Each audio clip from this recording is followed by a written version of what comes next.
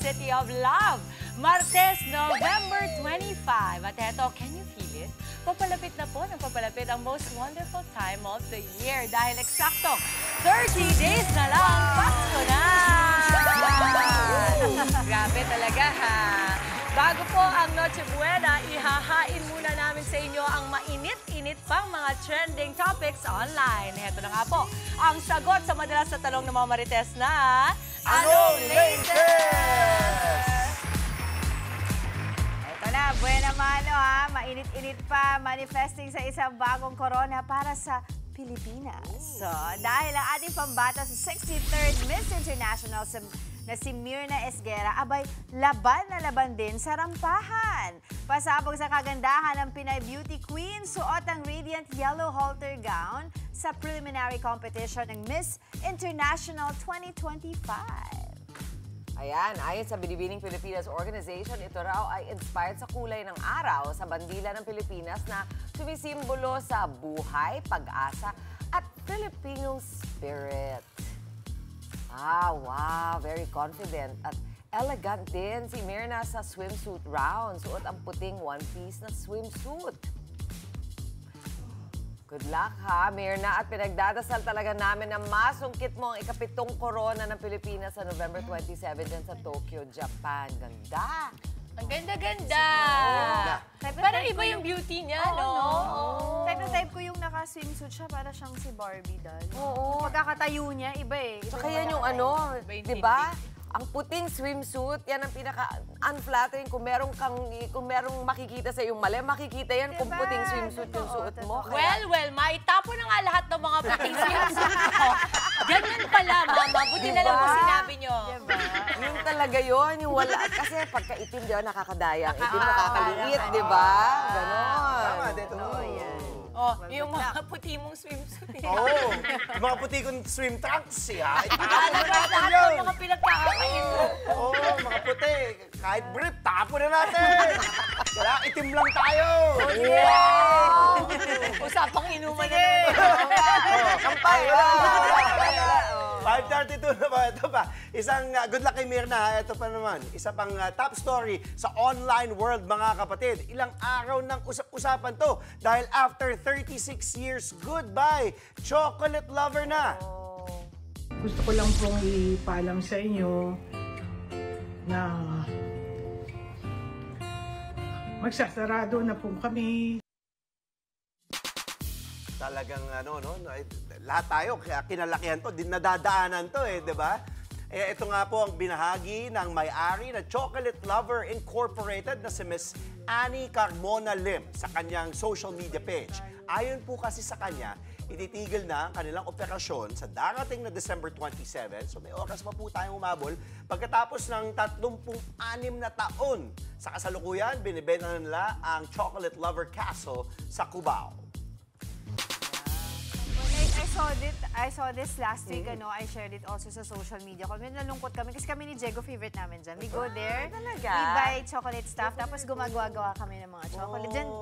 Dyan ako natutong gumawa yung banana, tapos i-freeze mo yung chocolate. Sa kanila ako bumibili. So nakakaano na, sabi ko kay Mami Dims kanina, pwede bang ako nalang magmana ng chocolate castle niya just to continue the legacy. Pakituloy lang, no? Parang it's the end of an era for us. Oo naman, diba? almost 4 decades. Magical siya pati sa loob. Oo, hindi ba nakapasok? Pati isa yun sa mga tipong kahit siguro yung mga kababayan natin or mga balikbayan or mga bisita na dayuhan, isa sa mga, you wanna visit Chocolate Lover? Kasi proud ka dahil iba yung structure. Una sa lahat. Tapos pagpasok mo, chocolate. Doon sa mga, sino mang di mahilig sa tsokolate. Tapos makikita mo dun sa mga comments doon ng mga tao, sasabihin nila, dito ako nagsimula, yung maliit na business ko. Dito ako bumibili ng mga supplies, yung mga bakers. Sabi to see it's going to go. Parang they feel also yung part of them, di ba, aalis din. So, nakakaiyak. Walang magmamana. Wala eh. Busy yung mga anak niya sa abroad. Or nasa ibang bansa. Pero kasi syempre, di ba, this is a family decision. Yes, family decision. Pero ang gusto ko lang sa video na ito ay si Mommy felt the need to have to address kasi mga parokyano niya ito Kumbaga parang has built their business with them over time. But at the same time, naging ako feeling ko nga towards kapag nakadalawang dekada ka na, nandun ka na lang sa ginagawa mo to, hindi na nga para sa pera because people come. And you wanna serve them, di ba? In the same way, we are serving today. Kumbaga, sometimes yung ginagawa mo is all for the service of other people. And ang ganda lang when she made this video because malalaman mo na yung palang sinusuportahan mo, ganitong klase ng tao. So all the more do you feel, you know, good na ganito pala yung negosyanteng sinusuportahan ko. Kasi sometimes, with legacy brands, you never meet the people behind the brands. But to see them, and ako naman lagi sinasabi, every end comes a new beginning. So we cannot wait for them to enjoy the fruits of their labor. So let them have their Sabi niya, excited naman daw siya mag-alaga ng mga apo niya sa ibang cute bansa. Di ba yun ang sinasabi niya? Pero makita mo rin talaga yung lungkot din, no? Habang sinasabi niya yun sa video niya. Mixed emotions. Mixed emotions. Eto na. Eto pa pong isa pang usap-usapan online ngayon. Cheers to life and love! Na-surprise nga po ang fans at followers ng child star turned entrepreneur na si Kiray Celis. Nang ibahagi nito ang ilang photos kasama ang longtime boyfriend niyang si Stefan Estopia na nakasuot ng pangkasal. Ipinost niya ang mga larawan sa kanyang social media pages na may hashtag Tepanally found his destiny. Ayun pala yun. Siguro ano nila to, parang mga name nila sa isa't isa.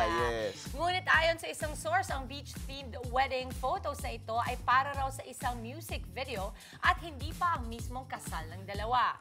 Sa mga naunang interview po, sinabi ng actress na sa Disyembre pa ang kanilang kasal ng kanyang fiancé. Congrats at best wishes in advance, Kiray and Stefan. Congratulations. Yan ang mga bago na ngayon sa mga panahon na to. Meron na yung tinatawag na prenup photo. Diba? Lahat na gano'n. Yung parang, yung mga ano lang, diba? Teaser, kumbaga. Pampamahal ng gastos. Payon, hindi. Pandagdag. Dalawang pamanding yung anak ko lalaki. Alam mo talaga ngayon pa lang. Mindset ko na sila, intimate wedding is the best. Yan. Tama. Hindi lang yan yung mga kailangan pag-ipunan, pati yung mga SDE. Same day edit. Diba? Ito, hindi lang isa. Same day edit photo, same day edit video. Alam niyo yan, mga tita, pag nag-a-attend kayo ng kasal, diba? Iniintay ninyo. Hindi pa tapos yung kasal, makikita niyo na yung video ng mga nangyari sa simbahan hanggang dun sa reception. Hindi lang yun. Pag nanalo ka pa, ginamit mo yung hashtag na yun, may paraffle ka ba? Kalain mo yun? Company Christmas party pala yun pala. Alam mo yung mga kaibigan ko siguro, dati kasi mahilig kami magmalaking party. Noong nag-pandemya, parang naisip ko, ay hindi, okay na pala. Ngayon ang rule namin sa mga bata, mama, and feeling ko pag nag-kesal sila, kung sino lang ang kaibigan nila, yun lang ang imbitado. Yun lang, no? So baka hindi kami imbitado ng tatay. Diyos ko. Hindi. Pero Kiray and Stefan, ngayon, they are, I think, namamayagpag ang kanilang negosyo, no? So young people, very entrepreneurial din, mama. We love seeing that kasi alam naman natin na, Diyos ko, lahat ng mga nangyayari sa Pilipinas, para bang pag lumabas ka sa ibang bansa, ano na bang tingin sa atin ng mga investors? So we really have to make sure na even yung mga kids ngayon, they are more entrepreneurial, new breed of people who will bring forth investments to the Philippines. Huwag nating give up ang ating bansa. Ako, isa lang masasabi ko. Isipin mo si Kiray, ikakasal na. Talagang times are changing. Ibig sabihin kasi Tumatanda na tayo. bata lang siya, di ba? Bata lang siya noon. Talagang wala. Tumatanda na tayo. Diba? I will not, Kasi, di ba? Parang I will not join the conversation. Ano ka ba, kahapon nga, nag-day 1 kami ni Hila Catherine. Sabi ko talaga, 16 pa lang tong batang to, 9 pa lang tong batang to, nag-artista na ako. Ganon. talaga. Grabe. Time flies. Oo. Pag si Raisa May kinasal na, ibig sabihin, alam mo na nga. Si Zion. Si Zion, sino? Wag mo na. Hinay. Si Nino. 5:39 na po oras natin. Matapos nga ang ilang trending update na yan, mga kapatid. Bangon-bangon na po dahil eto na ang ilan pang pabuena mano namin para sa inyo ngayong umaga. 7 akusado na inaresto kaugnay ng flood control scandal. Nakulong na Pangulong Bongbong Marcos sa iba pang nagtatago na nawagang sumuko na. PBBM may tugon na sa mga akusasyon sa kanyang kapatid na si Senator Amy. Christmas is in the air na. Lyric video ng TV5 Christmas Station ID na walang patid ang Pasko kapatid, inilabas na. Para naman sa ating panalong Tuesday morning food trip, ang titikman ng ating Eat Girl, baked oyster o talaba. Wow, yummy daw talaga yan. Alamin natin yan on the go. All the way from San Francisco, nasa bansa na ang rising Pinay artist na si Sean Crab. Makijam tayo kasama niya maya-maya live na live.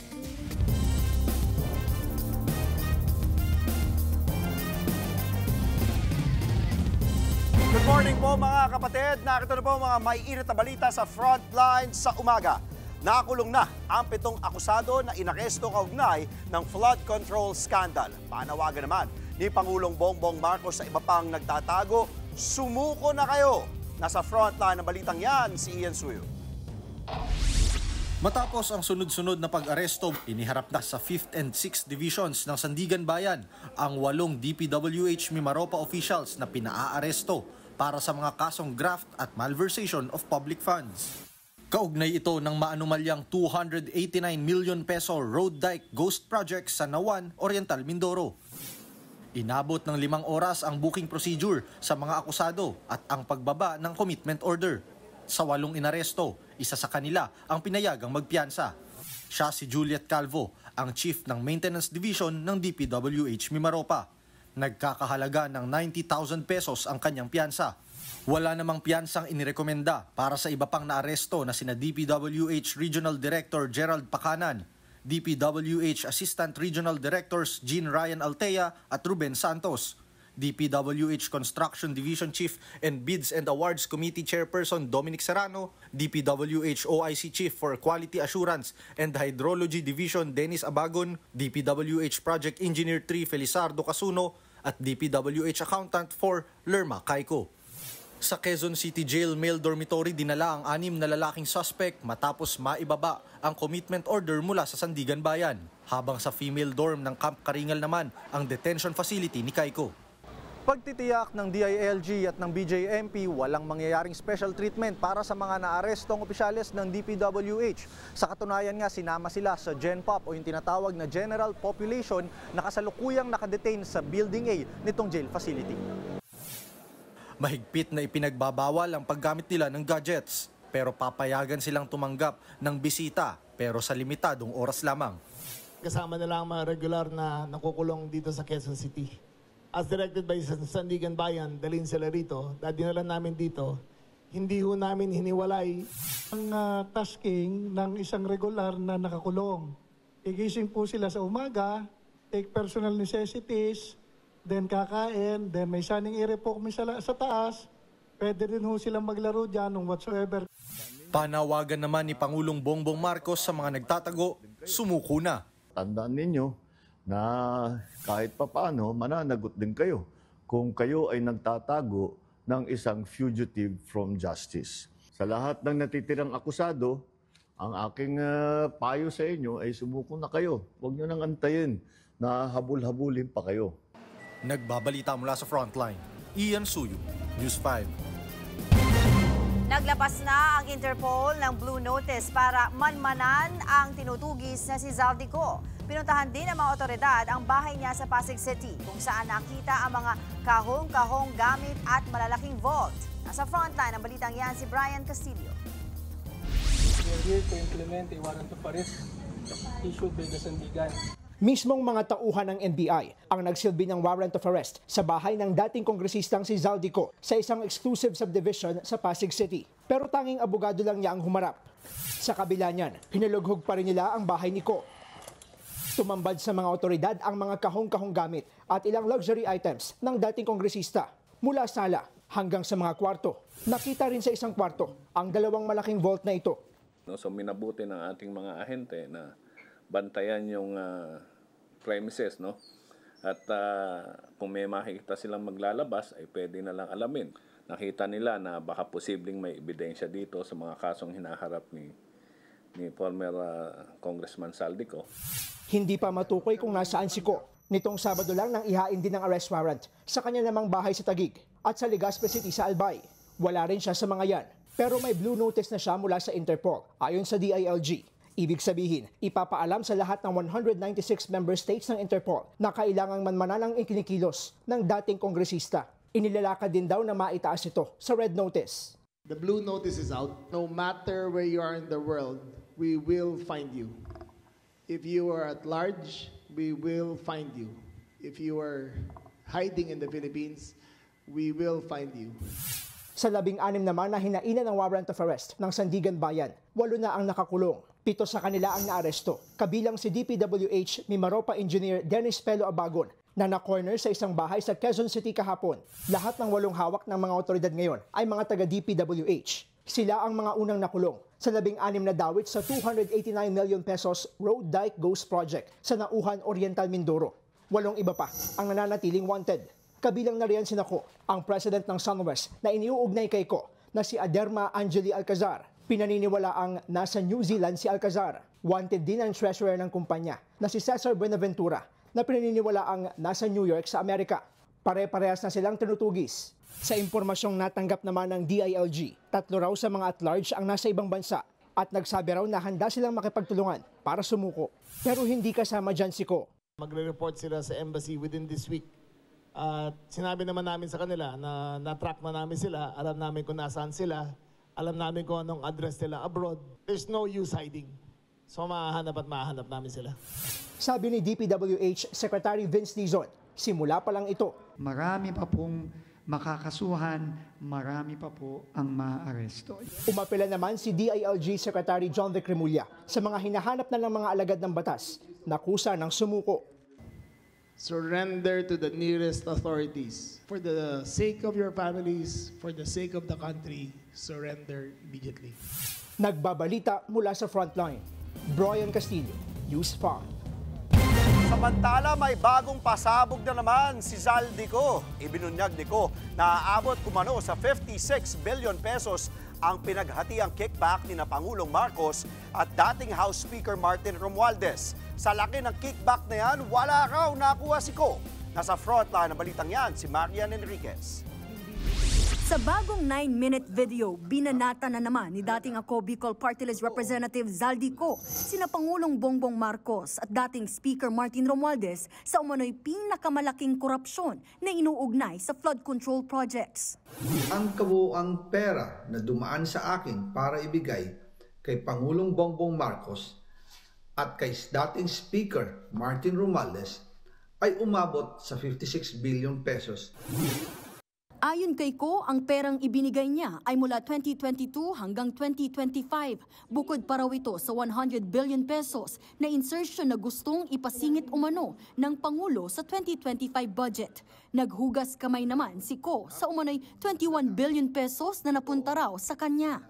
Hindi po totoo yun. Wala akong natanggap na ganyang halaga. Kwento ni Ko, nagsimula ang lahat nang maupo siya bilang House Appropriations Committee Chairman. Sinabi na agad sa akin ni Speaker Romualdez na kailangan ko makapag-deliver ng 2 billion pesos kada buwan. Matapos niyan, nakipagpulong daw si Ko kina dating DPWH Yusek Roberto Bernardo at dismissed Bulacan District Engineer Henry Alcantara tungkol sa hatian ng kickback. Ayon pa kay Ko, ang tao ni Alcantara ang nakikipag-coordinate sa kanyang staff na sina Paul Estrada at Mark Tinsay. Ginagawa raw ang delivery ng pera sa Valle Verde o BGC parking. Dumaan lang po sa akin ang pera na agad dinideliver kay Speaker Romualdez. Ang sinabi mismo ni Speaker Martin sa akin na hati sila ni Pangulong Marcos sa perang yon. Naglabas pa si Ko ng litrato ng mga maleta ng pera na umano'y para kina PBBM at Romualdez. Sa panahon din daw ng budget deliberations noong November 2024, nakipag-usap daw sa kanya si Justice Undersecretary Jojo Cadiz. Sabi niya, masama raw ang loob ni Pangulong Marcos, wala raw siyang natatanggap na remittance. At dahil laging napapagalitan si Speaker Martin ng Pangulo, inutusan niya ako na mag-deliver ng 1 billion pesos para kay BBM. Ang 1 billion pesos na yan, inihatid daw ni Ko kay Cadiz sa South Forbes Park. Si Cadiz naman daw ang naghatid ng pera sa bahay ng Pangulo. Bumili pa raw ng bahay si PBBM sa naturang subdivision para gawing bagsakan at imbakan ng pera. Wala pang bagong pahayag tungkol dyan sina Romualdez, Cadiz, Alcantara at ang iba pang nabanggit. Habang si Pangulong Marcos, ito ang tugon kay Zaldico. For it to mean something, umuwi siya rito. Harapin niya yung mga kaso niya. Kung meron siyang gusto sabihin, sabihin niya. Come home. Ba't ka nagtatago sa malayo?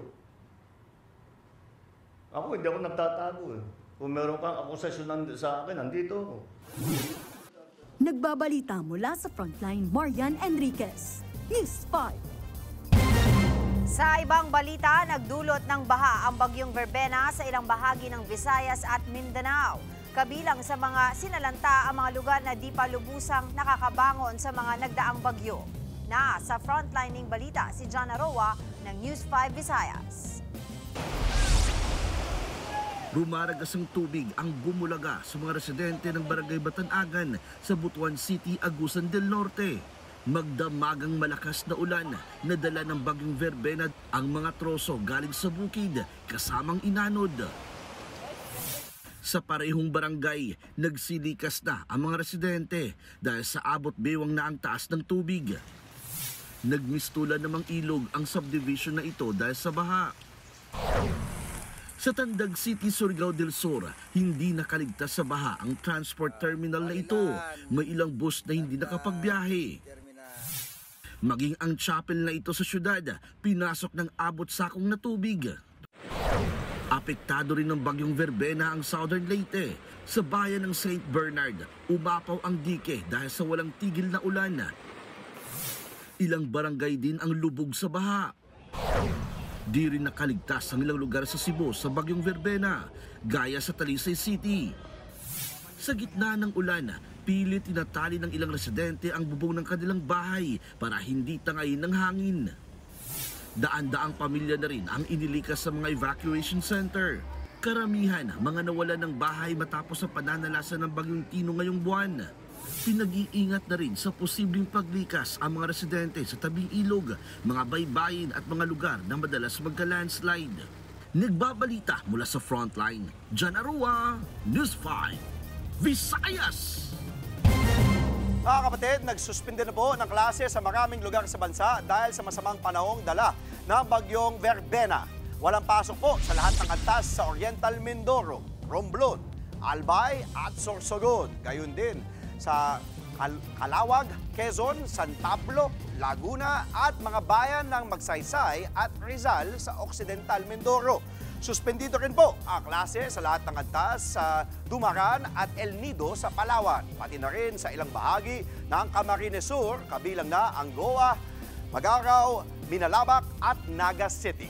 Wala rin pasok sa lahat ng antas sa ilang lugar sa Camarines Norte, gaya na lang sa Basud, Kapalonga, Daet at Jose Panganiban. Pati na rin po sa Labo, Mercedes, Paracale at San Lorenzo Ruiz.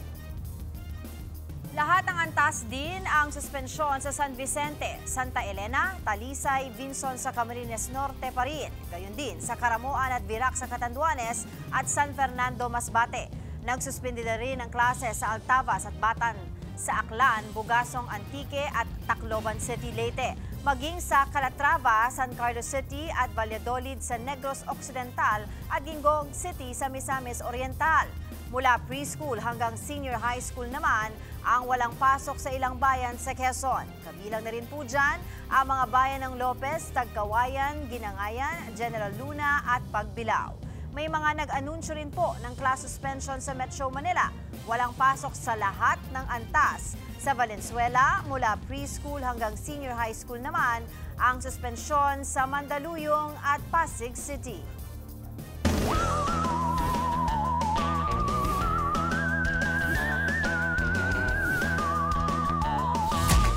Patuloy nga pong minomonitor ang Tropical Depression Verbena sa loob ng Philippine Area of Responsibility o PAR. Alamin po natin ang kasalukuyang galaw nito at magiging lagay ng panahon ngayong araw ng Martes. Kasama pa rin po ang ating resident meteorologist, Weather Tito Alvin, na laging may panahon para sa iyo. Tito Alvin? Good morning, Mami Dims, at good morning mga kapatid. Ulat panahon na po tayo ngayong araw ng Martes. Patuloy nga nating binabantayan itong bagyong Verbena na napanatili ang kanyang lakas sa Tropical Depression category. Yan po ay may taglay na lakas na hangin na nasa 55 kilometers per hour malapit sa kanyang gitna at kung minsan may mga pagbugsong umabot sa 90 kilometers per hour. Ito po ay kumikilos sa bilis na 25 kilometers per hour pahilagang kanluran. Kasama po ng shear line, ito pong bagyong Verbena ang nagpapaulan sa malaking bahagi ng ating bansa. Yan po ay naglandfall o tumama sa lupa kahapon tanghali around 1:30 ng tanghali nga. Diyan po sa may Bayabas, Surigao del Sur, tumawid po yan sa Agusan del Norte sa northern part ng Mindanao. Kaninang madaling araw, tumawid po yan ng Bohol, nakarating po yan ng Cebu at sa kasalukuyan, yan po ay kakatawid lang ng Cebu, patungo na po dyan sa Isla ng Negros. At yan nga ay huling namata ng pag-asa dyan po sa Pinamungahan, sa may Cebu. At papunta na po dito sa western section ng Visayas. Yan po ay magpapatuloy na kumilos, pakanluran at makakatawid ng areas ng Negros Islands hanggang Isla ng Panay ngayong hapon. At mamayang tanghali hanggang hapon, yan po ay nandito na sa may Sulusi. At tatawid po yan dito sa areas ng Northern Palawan. At maaaring bukas ng hapon, ayan po ay nandito na sa may West Philippine Sea. Kasabay po ng pagtawid yan po ay nagpapaulan sa malaking bahagi ng ating bansa. Kasama po nung tinatawag nating shear line. Dito po sa malaking bahagi ng Mindanao, nabawasan naman yung ating mga pag-ulan na dyan, lalong-lalo na dito sa mga areas ng Northern Eastern Mindanao, kung saan dyan po dumaan yung bagyong Verbena. Possible pa rin po yung ating mga scattered o kalat-kalat na pag-ulan dyan at possible din po yung ating mga thunderstorms. Sa ngayon, yung ating concentration ng malalakas na pag-ulan ay nandito na po sa areas ng Western Visayas, kasama po dyan ang Isla ng Panay, kasama na rin po dyan ang Negros Island region, na kung saan possible po yung ating mga katamtaman at kung minsan heavy at kung minsan hanggang intense rains na may kasamang pabugso-bugsong hangin. Kasabay po ng pagtawid nitong bagyong Verbena. Possible din po yung ating mga kalat-kalat na pag-ulan dito po sa eastern section ng Visayas. Meron pa rin tayong mga possible na malalakas na pag-ulan dito po sa areas ng Cebu at Bohol. Again, yung ating bagyong Verbena ay patungo po dito sa areas ng Palawan, na kung saan mas madadagdagan din po yung ating pag-ulan dyan ngayong hapon hanggang bukas. Dahil nga papunta po dyan yung ating bagyo. At ganoon din po ang ilang areas ng Mindoro, kasama na po dyan ang Romblon at areas ng Masbate. Dito naman sa Luzon, meron nga tayong tinatawag na indirect effect o paghila ng bagyong Verbena sa ating amihan, kung saan nakaka-apekto yung ating shear line. Na-enhance po yung ating shear line na naglalaro po dito sa eastern section ng Luzon, na kung saan possible po yung ating mga malalakas na pag-ulan pa rin dito po sa areas ng Bicol Region at Quezon, lalong-lalo na dito sa areas ng Quezon. Maulap din ang panahon natin sa areas ng Batangas, Cavite, malaking bahagi ng Central Luzon, kasama na po dyan ng Metro Manila, na kung saan possible din po yung ating mga kalat-kalat na pag-ulan. Ganun din po ang ating aasahang panahon sa areas ng Aurora, Isabela, Nueva Vizcaya, Nueva Ecija, Quirino, maging dito sa areas ng Bulacan, maging dito po sa areas ng Isabela at Tuguegarao. Mas madadagdagan pa po yung ating mga pag-ulan dyan bukas habang tumatawid po ang bagyong Verbena patungo dito sa may West Philippine Sea. Again, yan po yung mga indirect effect o yung mga areas na inuulan na malayo sa mismong bagyo. So mag-ingat din po tayo dyan sa mga possible effects ng mga pag-ulan na yan, gaya ng mga flash floods at landslides, lalong-lalo na kapag meron tayong mga subasco o malawakang thunderstorms. So may kasama rin po yan mga malalakas na bugso ng hangin. Dito nga sa Metro Manila, nagiging mas maulap po yung ating panahon ngayong araw na ito at mas tumataas yung ating tsansa ng pag-ulan. So meron po tayong mga possible na kalat-kalat na pag-ulan at mas madadagdagan pa po yan bukas if nasa West Philippine Sea na ang bagyong Verbena. Again, ito po ay indirect effect ng bagyong Verbena, kaya mag-ingat pa rin po tayo dyan sa mga possible effects nito at ugaliin pa rin po natin ang pagdadala ng payo, at kung wala naman po tayong importanteng gagawin ay lumagi na lamang po tayo sa bahay. Bago na mga kapatid, ang ating araw po ay sisikat pa lamang. Yan po ay mamaya-maya lang, 6:02 ng umaga at muling lulubog mamaya, 5:24 ng gabi. At yan muna latest sa ating lagay ng panahon. Ngayong Martes ng umaga, again, mag-iingat po tayo Muli ako po ang inyong weather, Tito Alvin, na lagi may panahon para sa iyo. Maraming salamat, Tito Alvin, sa aming pong pagbabalik. Passport ni Haki Roque, Cassandra Leong at iba pang sangkot umano sa operasyon ng Pogo kinansela na. Naga City Mayor at dating Vice President Leni Robredo makikirally kontra korupsyon sa November 30. At pilot episode ng bagong aksyon serye na Roja, pinalabas na. Marami pa po tayong baon para sa masiksik pa na umaga. Tutok lamang po sa inyong paboritong Morning Kasalo. Ito ang Good Morning Kapatid! Alas 6 po ng umaga, magandang umaga po. Nagbabalik ang Good Morning Kapatid. Maayong buntag sa mga kapatid nating Bisayang nakatutok sa Good Morning Kapatid. Sa frontline sa umaga, sa unang pagkakataon po, nagsalita na si Pangulong Bongbong Marcos tungkol sa kapatid niya, si Senator Amy Marcos, na inakusahan siyang nagdodroga. Nag-aalala raw ang Pangulo at ang kanilang pamilya sa inaasal ng senadora. Nasa frontline na balitang yan, si Maricel Halili. Napabuntong hininga si Pangulong Bongbong Marcos nang tanungin tungkol sa akusasyon ng kapatid niyang si Senador Amy Marcos na gumagamit umano siya at ilang miyembro ng First Family ng illegal na droga. Ayaw na raw sana ni Pangulong Marcos na pag-usapan sa publiko ang isyu ng pamilya, pero nag-aalala na raw sila sa kanyang ate. For a while now, we've been very worried about my sister. And the reason that is because the lady that you see talking on TV is not my sister. Hindi siya yan. Hindi siya yan. I hope she feels better soon. Hindi na pinaliwanag ng Pangulo kung anong ibig niyang sabihin at kung bakit sila nag-aalala kay Senador Amy. Pero nang tanungin kung nagkausap na sila ng kapatid, We no longer travel in the same circles, political or otherwise. Sa Facebook post naman ni Senador Amy, sabi niya, quote-unquote, Bongbong, ako to. Kung ano-ano na raw ang nakikita ng kanyang ading. Panawagan niya pa kay PBBM, patunayan ng Pangulo na mali siya. Tinanong din ng Pangulo tungkol sa sunod-sunod na pagbibitiw ng mga miyembro ng gabinete at opisyal ng palasyo. Kasama dyan sina dating Executive Secretary Lucas Bersamin at dating Budget Secretary Amina Pangandaman na dinawit ni dating Congressman Zaldico sa umanay budget insertions. Nakausap na raw ni Pangulong Marcos si Bersamin. Wala raw silang samaan ng loob. We understand each other and we decided to keep it between ourselves. There's no bad blood. Habang si Pangandaman naman, nagbitiw para hindi maka-impluwensya sa investigasyon sa flood control scandal. Ano man ang mga questioning, kung ano man ang mangyayari, we want to be sure that she's not in a position where she might be suspected of influencing all that. Hindi mo masasabing inayos niya yung kaso niya.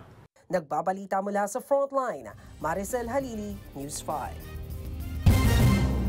Kanselado na ang passport ni Attorney Harry Roque, Cassandra Leong at iba pang sangkot umano sa operasyon ng Pogo.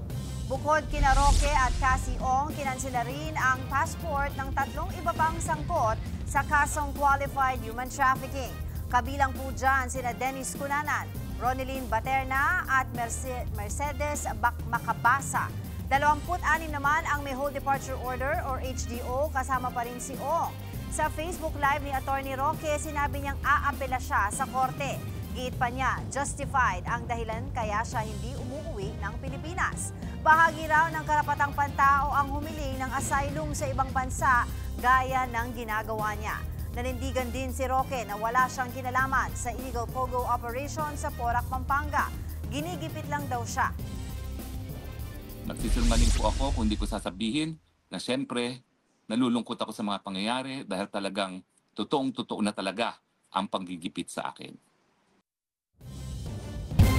Samantala, sasama daw po sa rally kontra korupsyon sa Sabado, November 29, si dating Vice President at Naga City Mayor Leni Robredo.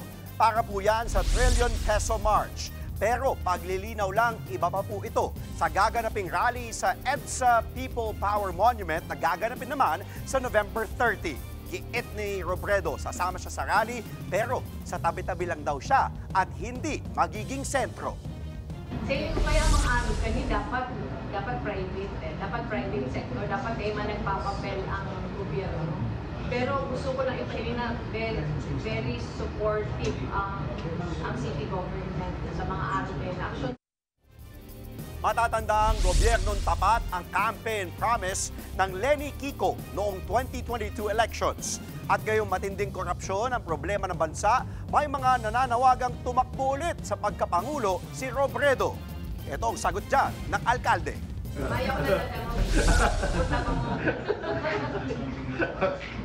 Hindi kita makakakonsin, hindi ka dapat ng problema, hindi kita makakapokus pag para i-eliminate yan.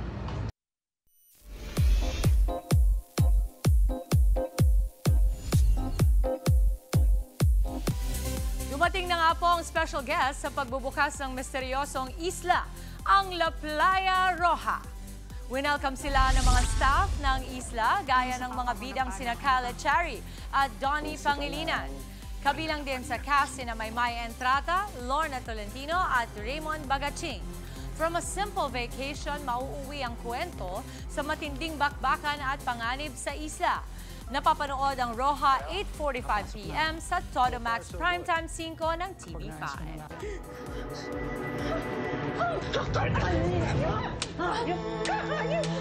Dito pa sa kwarto! Sa kama mo! Ikaw nandito! Magkatiwala! Teka lang, ma! Sino ka santa? Malandi ka! Malandi! Nagmamahalan kami! Bakit sabihin mo na nagmamahalan tayo! Sabihin mo sa kanya! It's the merriest, it's the brightest Paskong Pinoy. Nilapag na nga po ang lyric video ng 2025 TV5 Christmas Station ID na walang patid, ang Paskong Kapatid. Pasko sa ating puso ay sama all together. It's the merriest, it's the brightest. Paskong Pinoy, the best, the best. Saan ka man ipagsigawan, walang patid. Walang patid ang Paskong Kapatid. Walang patid. Walang patid ang Paskong Kapatid. Yan ang the best. Nagsama-sama mga bigating kapatid stars para iparamdam na walang patid ang Paskong Kapatid. Kabilang dyan ang Vibe Jocks, Krisha Viaje at Ashtin Olviga. Ang kanta ay composed by OPM hitmaker Benny Saturno. Patikim pa lang po yan dahil sa December, mapapanood na rin ang official 2025 TV5 Christmas Station ID.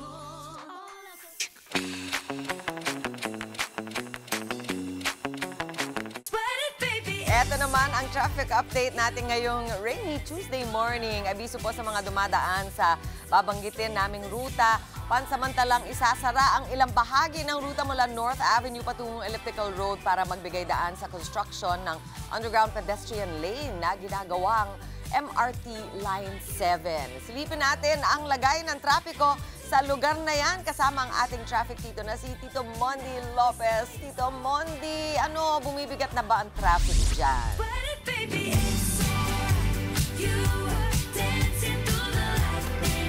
Yes, Mami Jiggy! Oh, di ba? Good morning, ha? Lumalipad ako doon. Mami Jiggy, good morning sa'yo. Team Commute, kaway-kaway, sabay. Ang taas ng energy natin, di ba? Dahil dito nga, nakakikita ang luwag-luwag dito. Ito yung mga galing Elliptical Road, papuntang north, maluwag siya. Ito na yung way na pwedeng dumaan. Pero pagdating dito nga, yung mula doon sa north, papuntang Elliptical Road, sarado naman. Kasi nga, ito, may ginagawa dito na pedestrian tunnel na bahagi ng MRT 7. Ito yung tatawagin Quezon Memorial Circle Station. O, di ba? Lalo na ito sa mga team MRT, ako kasama yan. At dito, makikita nyo, may mga motor. So, yung mga motor, helmet tayo, ha? So, pwedeng dumaan. Vroom, vroom, na, pwedeng dumaan dito. Gaya nila. Pasok po kayo. Ay, sir, pasok kayo. Good morning. O, sila lang yung mga motor. O, sir, pasok po kayo. Nag-traffic na. Very good, sir. Good morning. At yung mga kapatid natin nakakotse naman, dito lang sila. Pwede na maging U-turn tong slot. U-turn. Ayan, up U-turn. Yun. So, ganyan sila. So, isang way lang siya. Pang U-turn slot lang ang gamit dito. Pero, eto. Kali silip natin. Kasi diba last time, pinakita namin sa inyo. Tingnan natin. Madulas. Tingnan natin yung tunnel. Kung ano na nangyayari. Bilisan na natin mga kapatid. Tingnan natin. Bilisan natin. Eto, makita nyo. Yung mga buhangin na ginagamit. Pero matutuwa tayo. Walang bantay. Hindi, tabi-tabi pa. Padaan. So, ay, may aso. Ay, aso. Eto na. O, mga kapatid, kaya silip natin. Ito pala yung tunnel. O, ayan. O, di ba? Tapos na siya. Tabi-tabi pa, padaan pa. So, yan. Ito yung magiging bahagi na pedestrian tunnel. Napatawid doon. O, di ba? Yay, di ba? Talagang makakatulong ito sa ating mga kapatid na commuter like me. O, di ba? Kali silip. Yan muna natin morning biyahe. Yung aso nandun. Inaabangan kami. Back to studio, Mami Jiggy. Thank you so much, Tito Mondi. Parang nasa isang obstacle course dyan. Pero mag-ingat ka, ha? Maraming butas, baka mahulog. Abangan po mamaya, e-taxi na nakabangga ng 12 sasakyan at isang food cart kinuyong. Lalaki nagpaputok ng baril sa loob ng bar dahil daw sa siksikan. Sa on the go, umaga pa lang seafood mood na agad. Tampok ang baked talaba sa Malabon na panalo raw sa lasa. Talaga ba? Witty, Mama. Witty. Talaga ba? Talaga. Wag po kayong alis, mga kapatid. Magbabalik pa po ang inyong paboritong morning kasalo. Ito ang... Good morning, kapatid!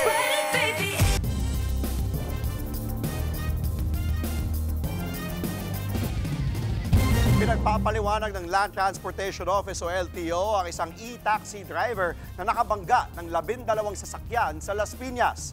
Sa pulsa video, ang pangkukuyog sa driver ng mga nakakita sa disgrasya. Nasa frontline ng balitang yan, Simon Gualvez. Sa pulsa video, ang pagbundol ng electric taxi na ito sa puting SUV sa harapan niya sa Alabang Zapote Road Sabado ng gabi. Ilang saglit pa, agad kinuyog ng mga lalaki ang e-taxi at pinagtatadyakan. Ang ilan sa mga humarang, naka-helmet pa. Paulit-ulit namang umatras ang green taxi saka humarurot palayo. Ayon sa Las Piñas City Police, bago ang pangunguyog sa e-taxi ay nakabangga pa ito ng isang kotse.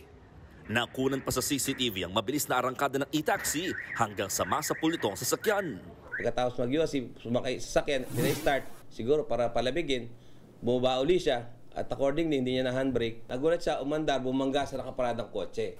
Kwento pa rin ng driver ng e-taxi sa mga pulis, nataranta na siya dahil sa grupo ng mga nagiinuman sa lugar na lumapit sa kanya matapos niya makabangga ng unang beses. Kaya siya tumakas hanggang sa nadisgrasya na rin ang iba pang mga sasakyan. Ito yung sasakyang unang nabangga ng electric taxi.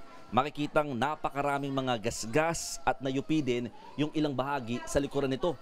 At ang sinasabi, sa kalyeng ito, hindi bababa sa 4 na sasakyan at motorsiklo ang nasagi o nabangga ng naturang e-taxi. Sa kabuuan, 7 sasakyan, 5 motorsiklo at isang food cart ang nadisgrasya ng e-taxi. Kwento ng ilang nakakita, harurot daw talaga ang takbo nito. Nakita ko po mismo na dire-diretso po siya. Akala po namin mababangga kami noon eh. Humabol po kami hanggang kanto. Gusto siyang kausapin ng mga tao dito. Ayaw niya po bumaba. Laking panlulumo naman ng may-ari ng nasirang food cart sa kanyang dinatnan. Yun lang ako nakuha ng pambaon ng mga anak ko. Tsaka yung pagkain namin. Kaya tinayo ko agad. Pinabulaanan naman ng pulis ang maling impormasyon sa social media na may nadisgrasyang bata sa insidente. Pinuntahan ng News 5 ang tanggapan na nakabanggang e-taxi. Ang kaso, walang humarap sa amin. Pero nangako ang kumpanya nitong tutulungan ng lahat ng mga naapektuhan. Pinalaya rin kalaunan ang nakadisgrasyang driver matapos makipag-areglo sa kanyang mga naperwisyo. Pero hindi pa rin siya lusot sa pananagutan. Naglabas na ang Land Transportation Office ng show cause order laban sa e-taxi driver para magpaliwanag. Pinatawan na rin ng 90-day preventive suspension ng kanyang driver's license at isinailalim sa alarm status ang sangkot na sasakyan. Nagbabalita mula sa Frontline, Mon Gualvez, News 5. Tinutugis na ang isang lalaking namaril sa isang bar sa Quezon City. Nag-ugat lang yan sa siksikan habang nagsasayawan. Nasa frontline ng balitang yan ang Mr. Exclusive ng News 5 na si Gary De Leon. Sa kuha ng CCTV, makikitang nagkakagulo ang mga customer sa loob ng isang exclusive disco bar sa Quezon City. Maya-maya, mahaaninag na bumagsak ang isang lalaki. Binaril na pala siya ng kanyang nakaalitan. Lalo pang nagkagulo at nagtakbuhan ng ilang customer palabas, makikita rin ang gunman na sumabay sa mga tao palabas ng bar para tumakas. Base sa investigasyon, nagsimula ang alitan dahil sa siksikan at gitgitan habang nagsasayawan. Kabanggaan at yung kasama ng suspect, yun talaga ang nakaaway o nagkaroon ng commotion, bigla na lang itong bumunot ng baril at pinutukan yung biktima natin. Sugatan at kasalukuyan nagpapagaling ang biktima. Natukoy naman ang mga pulis ang suspect na si Jason Deliosa. Lumalabas sa kilala ni Deliosa ang may-ari ng bar, kaya hindi na siya dumaan sa mga security guard at nagawang magpasok ng baril. Tinutugis na ang gunman. Naharap siya sa reklamang frustrated murder, habang ang may-ari ng bar ay maharap sa reklamang accessory to the crime. Nagbabalita mula sa Frontline, Gary De Leon, News 5.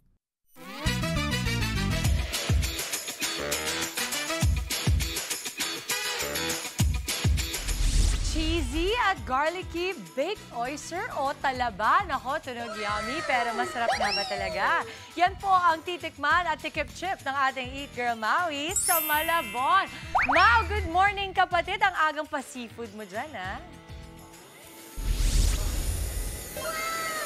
Good morning, Mama Dims! At maagang pa-torch din ang ginagawa natin ngayong umaga. Ito na nga, tina-torch natin ang kanilang mga baked oysters. So isa to sa steps no to achieve yung isa sa mga bestsellers sila dito. At dito lang yan sa Uni-Chi Fresh Sea Urchin. Ayan. Dito po yan sa Angela Street sa Malabon. Ang ganda ng street na to kasi Angela Street yung name. Oy, Ate Angela, baka naman.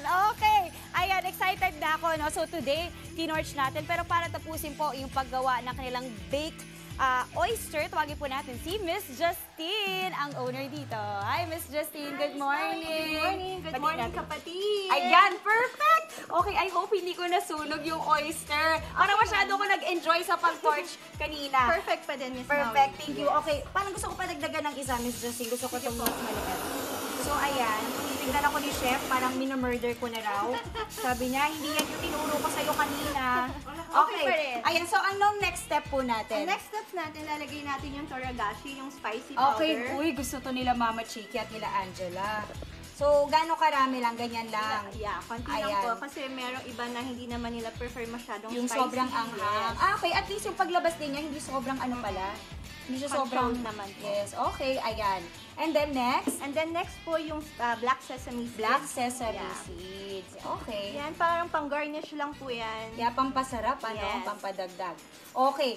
Excited na ako mga kapatid. Ito para maiba naman, titikman muna natin agad itong kanilang baked oyster na isa po sa bestsellers. Yeah, yan dito. po yung highlight natin. Okay, sige. So, let's see. Kaya na ba? Ay, ito, May teaspoon and...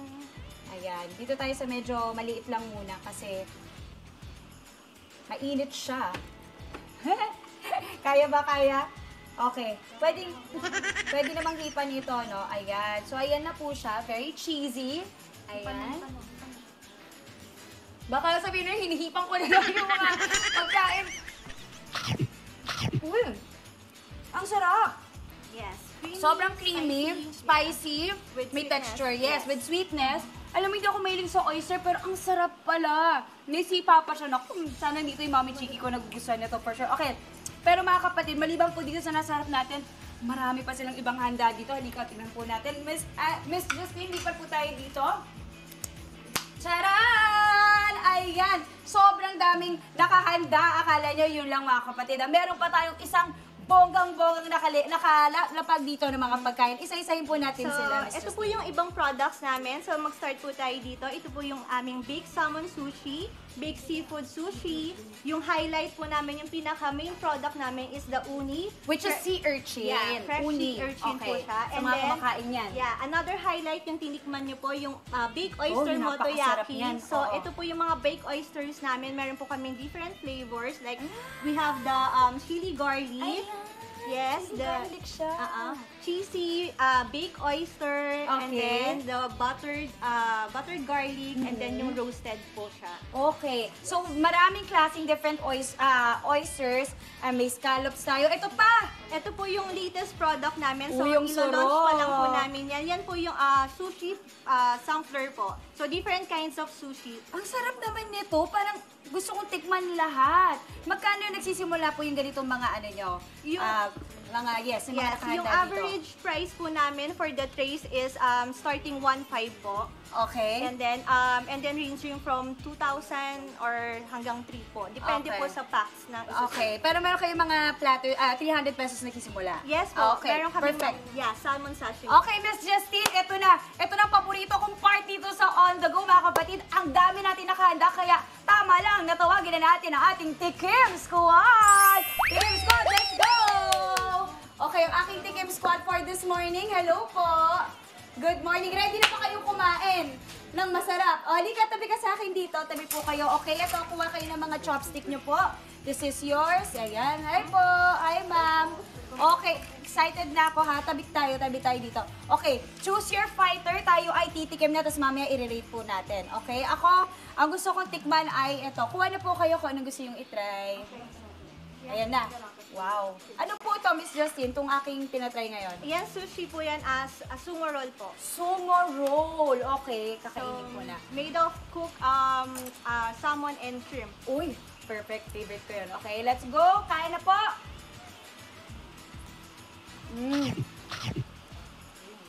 Sobrang creamy. Masarap naman nun. Bestseller din namin yun sa sushi with this mom. Sarap kaya pala. Okay. Okay. Kuya, rate na natin. Anong rating mo? Kaya mo, ano to, oyster? Oyster. Okay. Number 5. 5 stars! Bakit ba lang sabi 5 stars? Sarap siya na Cheesy. Okay. Kayo po, anong nagustuhan nyo? 5 po, scallop po. Oh, scallop! Anong creamy po siya. Creamy din. Sarap po sa kami garlic po. Kayo po, anong tinay nyo? sushi beef. 1 to 5 stars. 5 po. Oy, 5 din. Ako pag i-rate ko 10 stars. Sobrang sarap niya. Okay, sobrang sarap. Very creamy. Yan ang feedback naming lahat. Talagang panalo, Miss Justine. Sa mga kapatid natin, excited na tikman ng Uni-Shi, Fresh Urchin sa kay mahanap. At paano po?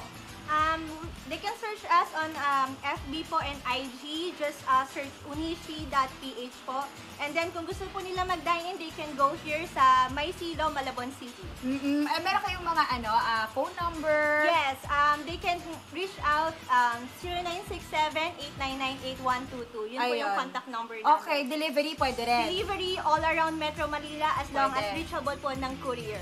Okay, perfect! Okay, so kung hindi kayo makapunta dito, which by the way, ang ganda ng kanilang place dito. Sobrang, how do you say it? Sobrang presko. Cozy, al fresco, Cozy, ang ganda. Pwede kayong mag-picture-picture dito. At kung hindi naman kaya, pwede po kayong pa-deliver. Napakasarap. Mga Japanese cravings yun. Sagot na ng Uni-Shi Freshie Urchin dito po. Again, sa Angela Street, sa Malabon. Okay, mga kapatid. Ako talaga, ito talaga. Kanina pa ako nanggigigil dito. Iuuwi ko talaga to. Back to the studio muna. Kain muna kami. Ito ay Sobrang sarap naman yan, Maui! Becca naman! Ay, naku, Maui. Mapapahay na ka na lang eh. Sana po. Sana makaabot sa amin din yan. Samantala, baka po mamaya, Senator Ping Lacson inalahad na may mga nagpaplanong pabagsakin ang administrasyon sa pamamagitan ng civilian-military junta. Letters of authority na nagagamit umano sa pangingikil, sinuspendin muna ng Bureau of Internal Revenue o BIR. Yan at iba pa mga balita ay hahatid sa atin ni Ted Filon at DJ Chacha. At saludo na po sa mga ayaw ng paulit-ulit na ulam. Subukan ninyo itong lulutuin nating pork chop salted egg. Naku, wala nang sasarap pa. Tuloy-tuloy lang po. Pagtutok mga kapatid, magbabalik pa po ang inyong paboritong morning kasalo. Ito ang Good Morning Kapatid!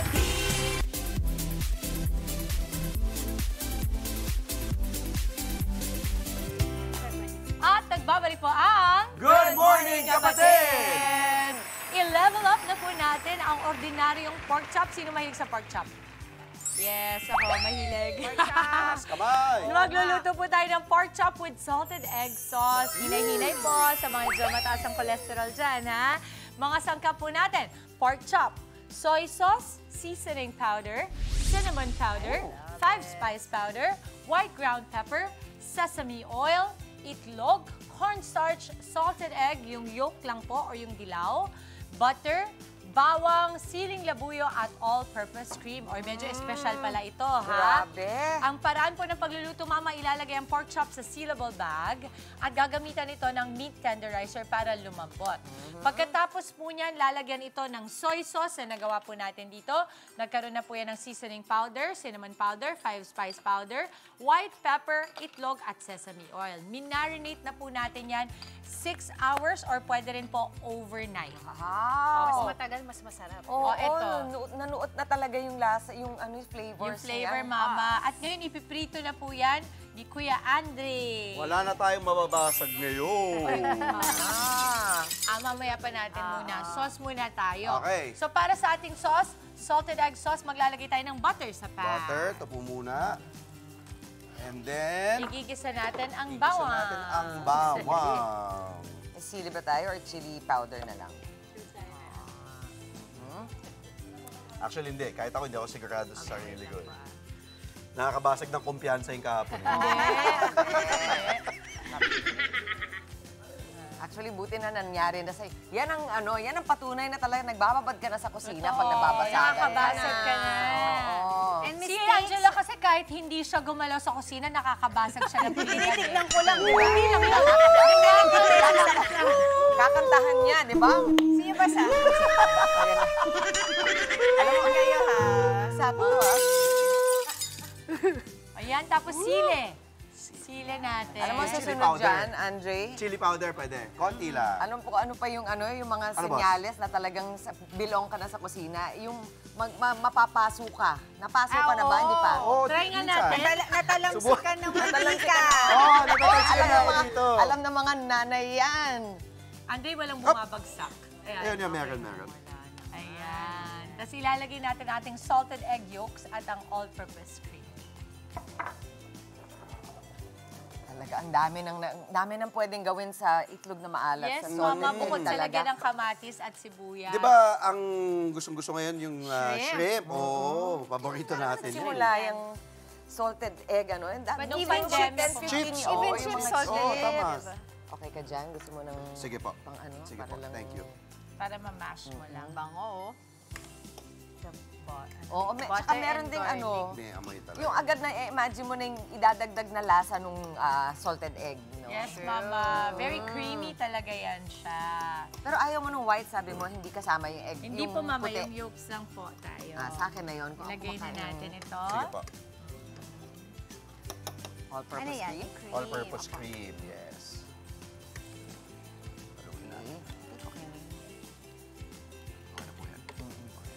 Kunin ko na Sige po. yung fork. Galing ko lang po ito. Sayang to eh. Ilang egg yan, Mama Dims, linagay mo? Parang dalawang egg yolk ba yun? Parang more, Mama. Mga 4 po siguro. 4. Maliit lang po kasi Okay. ang itlog na maalat na yolk. Kasi parang yung parang na siya, condensed na yung malagkit na. Maibaba. Yes, Mama. Let's just put it down. Kasi nagka-curd. Nasaan na yung white? Yan. Ito. Di ba, ang sarap papakin yung white na Oo nga, tinanggal eh. hinanap ko Yun ang yung paborito puti. kong part. Oo. Habang nagluluto tayo, batiin na natin yung asawa ng floor director natin. Papa Polly, si Mrs. Happy birthday, di ba? 50th birthday ni Mrs. 50 Wow, plus, 50 50 plus. Emelita Asuncion. Mami Emelita Asuncion. Mula po kay Papa Polly. Ang sa amin. Mula sa amin dito. Oo. Salamat, pinapahiram nyo sa amin si Kuya Papa Polly. Sabi ni Mama Emelita, sige, dyan na po muna. Wait, Buti sinabi mo, sandali. Emelita. Uy, Sabihin mo happy pangalan sweldo mo. pala. Sweldo pala today. Wow. Ay! Yes. Oh my God. Thank you, Lord. Ayan, maganda. 25, Special ang lutuin 25 mamaya. na yan. Oo. Uy, November meron tayong 25, 2025. may maghahatid ng additional na Oy! cream. Ay, ang Mukhang gwapo gusto mo naman. ng cream. Ang gwapo naman naghahatid ng cream. Gabang na ako na baka may babasag. Ayos ah. Boss, iced tea nga. Grabe ha. Grabe ha. Dito ka muna. oh. Mahilig ka ba sa pork chop, Alvin? Alvin, Hindi ko alam na may nabasag ka. Dito ka. Napanood ko lang sa... huwag mo nang ulit-ulitin. Inuulit mo pa eh. Ngayon, nag-aabang na. Dito ka. Okay lang naman daw yan. Yan. Mistakes are the best teachers. Aba. Dalang-dala na. Pero ulitin mo pa, subukan mo. Ang tanong lang kung nabayaran na daw ba yung plato. Yung plato. Sakto ngayon, sweldo. Babawas sa salary deduction. Ang masaya doon sa amin, hindi po yun nabibili ng isa-isa pera-peraso. Oh, Ano set yun yun. eh? Set yun. Set Di ba yun. sagin mo na rin yung iba? Oo, para sayang sa- eh. Oo. Pwede. Alam niyo sa Tarlac, alam ko nakapunta na kayo doon Ah. sa isang lugar sa Tarlac. Oo. Merong doon area. Hindi ko pwede sabihin yung pangalan Oo, bawal kasi, kasi bad ano word yun. yun eh. Okay. Na kapag ka meron kang parang kinikim. Oo. Pwede kang bumili ng mga old mugs, plato. Tapos pwede mong ibasag sa pader. Sa Kapampangan, alam mo yun. Oo. Kala kasi yung Bad word kasi. Bad word yung pangalan. Letter T, basta yun na Uy, yun. pero okay yun ah. Yeah. Pang-release. Parang yun, dun yung outlet mo. Kala ko naman yung parang mga Greek, di ba? Yung nagbabasag din silang pinggan. Opa! Yung ganon. O ano, kamusta dyan? Pero kasi ang salted egg, wala masyadong, hindi yan salty. Konti pa. Huwag kang matakot. Huwag kang matakot. Hala! Oy, give Okay, me na yung so sauce I niya. think this should be good. I think ano na Okay tong na to? sauce na to Okay. kasi naubos na. So ano na tayo ngayon? Cornstarch daw? Konti. Pangpalapot pa. Cornstarch ba to? Cornstarch. Ang dami namang cornstarch. Sobrang... Generous. Baka, kailangan ba yan sa breading? Oh, yan. Okay na yan, I think. Anin mo lang yung Sarap, ano. Andre. Yeah, kasi mauubos Bango. yung cream natin eh. Okay, so ito na. Magpiprito na tayo ng ating pork chop. Meron pa tayo isang Diyan na rin ang magpaprito. prituhan. Diyan ba? We will Kinukuha put it pa, here. Mama. Oo. So, ilipat ko na lang dyan yung sauce, kaya pwede. Hindi, I think meron na tayong pan na kinukuha. Okay, sige, sige. Ang sarap po. Grabe yung oil. O, habang tinutuloy po natin ating pork chop salted egg, balitaan po muna tayo kasama si Manong Ted and DJ Chacha.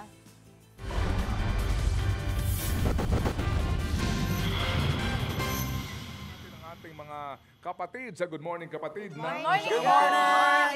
Happy Tuesday po! Parang galit ka. Ay, hello po, hindi po. I miss you. Good morning po. Nilalakasan niya para marinig mo. Grabe. Ano niluluto mo, inaanak?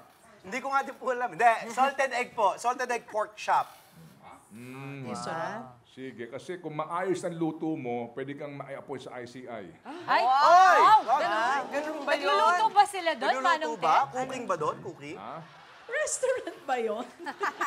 Hindi yung restaurant. Oy, pasalamat tayo kay Mami Chiki. Nagpadala ng pandesal dito. Ayan, as promised naman. Oh. At syempre kasama nila ang ating resident weather forecaster, si Alvin Pula, dahil nakabantay din tayo ngayon dito nga sa Bagyong Verbena. Partner, ayun si Alvin sa gilid. Pati ka kay Tito Chat, kay Ninong. Kasama ko si Ma'am Chaka Si kagabi Alvin, sa Frontal mayaman yata Express. ito, no? Oo, mukhang congressman, di ba? Hindi mo nakaka-outfitan. Sa inyo ba yung Chera Pura? Oo. Sa inyo daw yun? Sa inyo ba Chaka yun? Pura. Sa may tandang Sora yun. Hindi, Vintage sa yun. Sora. Kapangalan lang, kapangalan. Hindi pangalan Okay, lang. sorry po. Surfer yan si Alvin.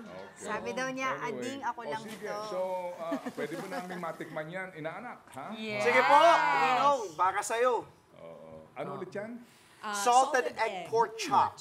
Di ba, Manong Salted Ted? egg shrimp ng paborito natin na Yes. restaurant. DJ Cha, di ba meron kayong kuminsan mga kaibigan na di makabasag pinggan? Ito po si Andre, ang kaibigan yung nakakabasag ng pinggan. Literal po, nakabasag ako ng Opo. pinggan kahapon, Ninong. DJ Cha. Dahil sa pagluto niya, kaya iingatan niya ngayon. Kaya yung Pero masarap to. niluluto niya po, baka may bubog pa. Wala to. Sige. Paano kung mag-aasawa niyan, Salamat Andres? na marami sa inyo, guys. At Thank you abangan po. namin kung sakasakali na matitikman yung luto ni Andre, ha? Oo naman. O sige, guys, Bye-bye ayusin niyo po. pagluluto ninyo. Bye-bye po. Bye po. Mamaya balikan natin ang mga kapatid natin sa GMK. Thank you very much ang ating pong mga kapatid sa Good Morning Kapatid. Pero bago po tayo maghatid ng ating mga tampok na balita, ito ho muna, sa mga naghahangad pa rin po magkaroon ng biyaya. Kahapon po ang ating tinawagan na yung pong unang winner natin na housewife, kung saan po ba magkano nang inaabot ng kanilang tinanggap kahapon. Nako, mga kapatid, 25 mil. Kahapon lang yun. Kahapon lang yan. One day po yan, mga kapatid. So, ang Ang total, total na na, po. Okay. ay umabot po ng 40,000 pesos. Siya po ang pabida sa True FM natin. Nagsimula po tayo sa 2,000 piso lang. Okay. Ang hinanap natin last November 24 ay mga housewife. So sumali po siya at may total na nga siya natatanggapin na 40,000 pesos. Nauna na natin nga naipadala po yung 15,000 pesos. I'm sorry, 10,000 pesos. At yung susunod po na pera ay ipadadala namin sa kanya para sa panggawa ng kanilang bubungan at sa iba pa nilang mga pangangailangan. Ayan, sige po. So, today ang ating hinahanap po para sa ating pabida sa True FM ay continuation po ng kahapon, sino man pong working from home at nakikinig sa radyo, ha? Nakikinig sa True FM.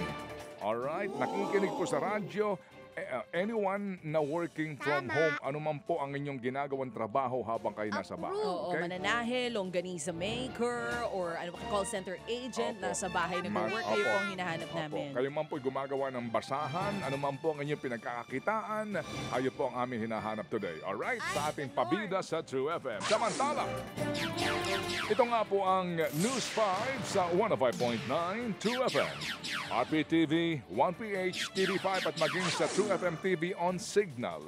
Ito ang kalipunan ng mga pinakamalalaki at pinaka-importanting balitang dapat yung malaman. Ako po si Ted Filon. Ako naman po si Zarina Guevara. At ngayon pong araw ng Martes, ika-25 sa buwan ng Nobyembre, sa mga balitang pambansa, napanatili po ng bagyong Verbena ang kanyang lakas habang patuloy na binabagtas ang Kabisayaan. Huling namataan ang bagyo malapit po sa katubigan ng Pinamungahan sa Cebu. Taglay nito ang lakas ng hangin na aabot sa 55 km per hour at pagbuksong hanggang 90 km per hour.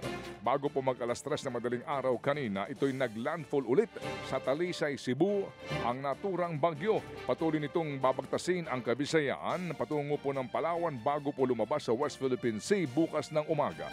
Sa ngayon po'y nakataas pa rin ang signal number 1 sa ilang mga lugar, kabilang po ang Mindoro, Romblon, ilang bahagi po ng Palawan, Masbate, Antique, Aklan, Capiz, Iloilo, Guimaras, Negros Island, Siquijor, Cebu at Bohol.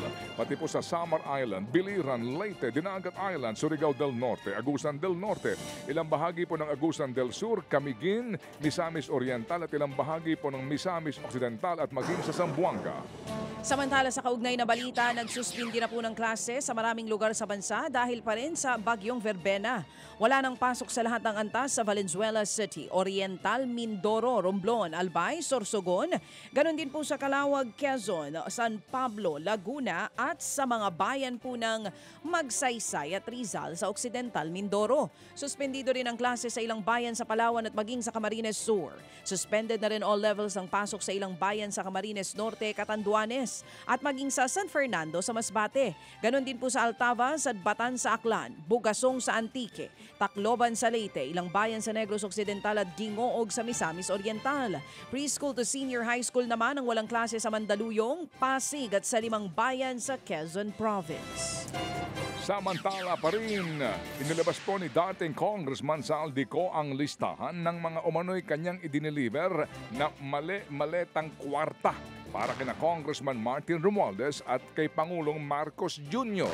Sa ika-4 na video na inilabas ni Ko kahapon, sinabi po ng dating mambabatas na nagbigay siya ng pera sa dalawang ito mula 2022 hanggang 2025. Bukod pa raw ito sa 100 billion pesos na insertion na gustong ipasingit ng Pangulong Jr. sa 2025 budget. Naghugas kamay pa rin si Ko sa umano'y 21 billion pesos na napunta raw sa kanya. Kwento po ni Ko, nagsimula daw ang lahat ng maupo siya bilang House Committee on Appropriations Chairman. Naglabas pa si Ko ng litrato ng mga maleta ng pera na umano'y para kina Marcos Jr. at Romualdez. Mismo mga tao din daw niya ang nakikipag-ugnayan kay Henry Alcantara sa paghahatid ng pera sa Valle Verde o sa BGC. Wala pang pahayag tungkol dito si Romualdez pero may hamon naman si Marcos kay Ko. Dumaan lang po sa akin ang pera na agad dinideliver kay Speaker Romualdez. Ang sinabi mismo ni Speaker Martin sa akin na hati sila ni Pangulong Marcos sa perang yon. For it to mean something, umuwi siya rito. Harapin niya yung mga kaso niya. Kung meron siyang gusto sabihin niya, come home. Ba't ka nagtatago sa malayo? Ako, hindi ako nagtatago eh. Kung meron kang akusasyon sa akin, nandito ako. Oo nga, kasi hindi ka pwede umalis, no ha? Yan po ang sagutan ni Saldico at ni Pangulong Marcos Jr.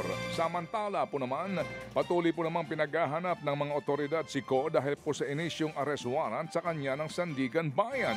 Naglabas na rin po ang Interpol ng Blue Notice para po siya'y manmanan. Ibig sabihin, ipapaalam sa lahat ng 176 na mga miyembro ng mga estado ng Interpol na kailangan pong manmanan ang ikinikilos ng dating kongresista.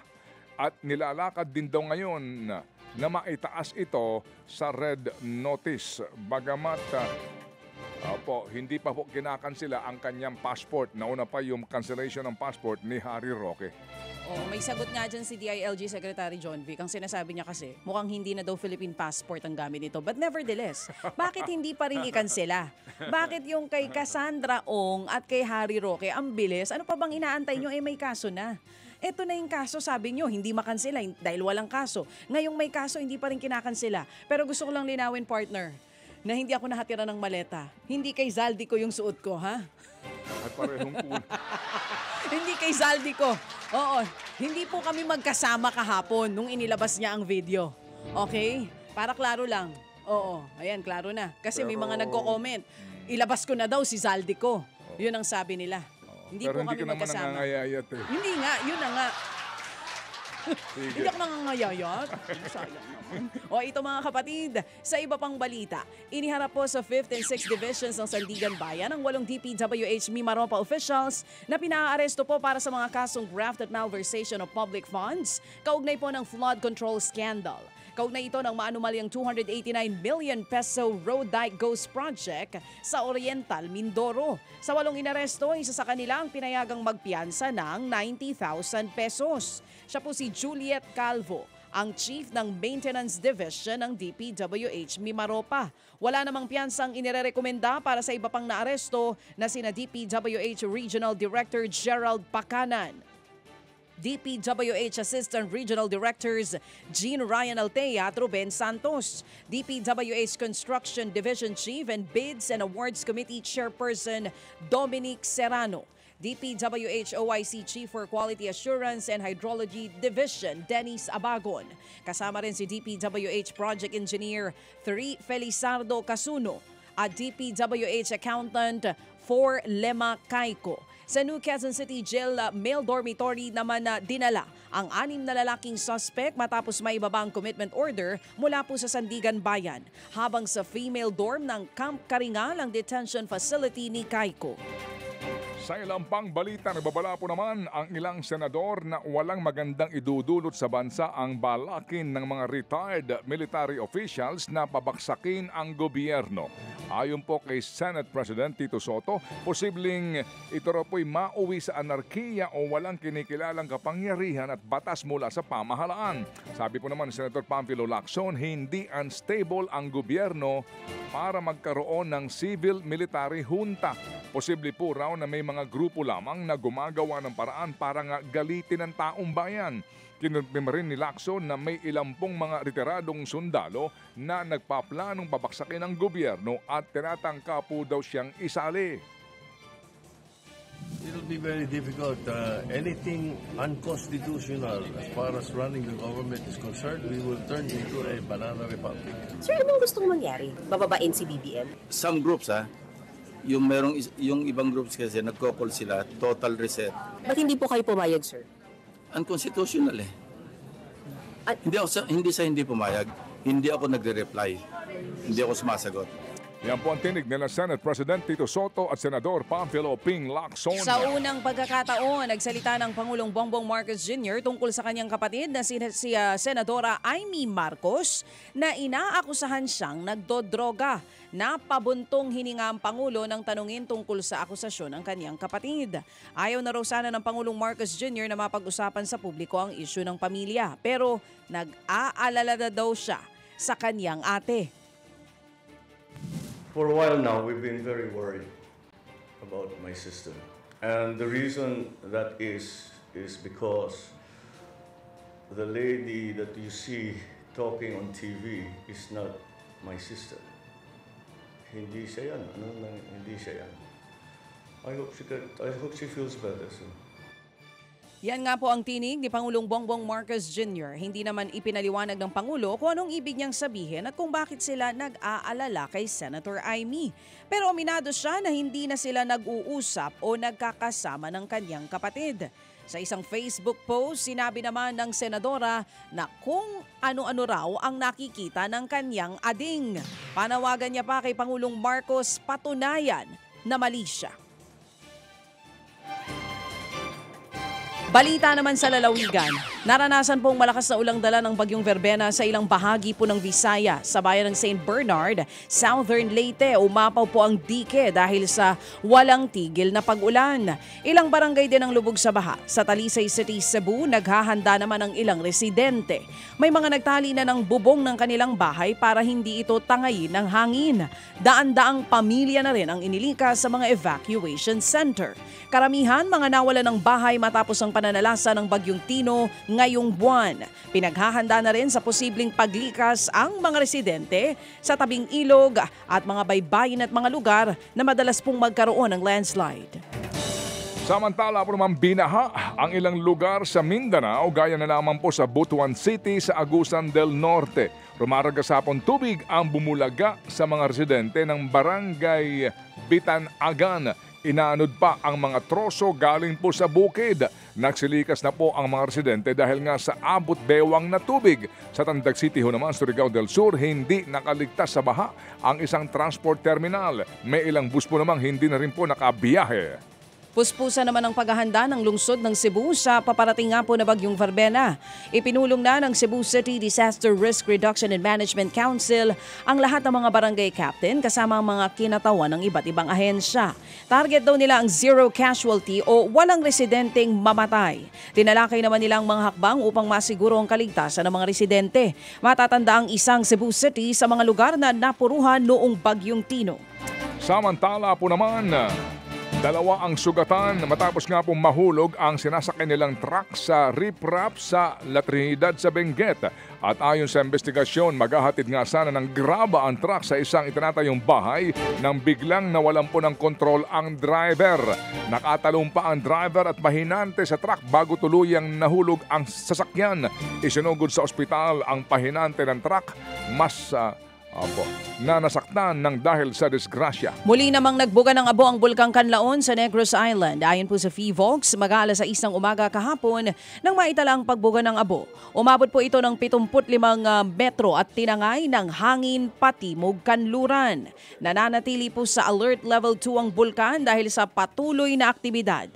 Bawal pa rin pumasok sa 4-kilometer danger zone sa paligid ng bulkan at itinuturing na no-fly zone.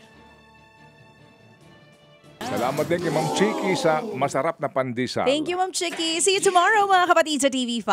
Thank you.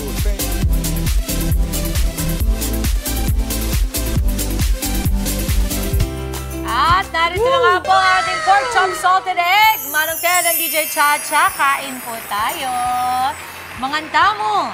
Ito po ang expectation versus reality natin. Ang budget po natin, 130 pesos. For 1 bowl of salted egg sauce with the pork chop. Sarap. Pinorna natin dito. Nakita natin doon yung iba. Ibig sabihin, pwede mo rin idagdag, pwede mo rin gawing chicken yan or shrimp. Itong salted egg syrup, di ba? Ay, syrup sauce pala. Natin, Mama. Pwedeng-pwede yan. Tapos po sa mga kapatid natin na mahilig pong magluto, pwedeng-pwede natin i-flex ang iyong specialty. Mag-comment po or private message na lang ang ating Good Morning Kapatid Facebook page para sa inyong special recipe. Bibida namin kayo at ang inyong recipe dito po sa aming kusina. Kaya isend nyo na po yan. O, tikiman na! Dito, Alvin! Dito, Alvin, kapag ba nagsasurf, masarap kainin din yung ganito. Siyempre, Mami Dims, lalo-lalo pag marami. Ito masarap sa maraming kanin eh. Ay, nagkakanin ka pa rin ba? Saan ba yung yes, kanin? Mami Dims, lalo na pag nag-serve. Kasi Dahil? maraming sinusunog, Mami. Oo nga, Sinusunog na calories, lalo nakakalangoy. Sige. Bakit yung abs mo parang walang kanin? Sige. Wala kayo Ayan na po. Share na kayo dyan. Dun sa isang buong sili, 3 sili yan, yung 2 na kay Angela. 3. Tatlo.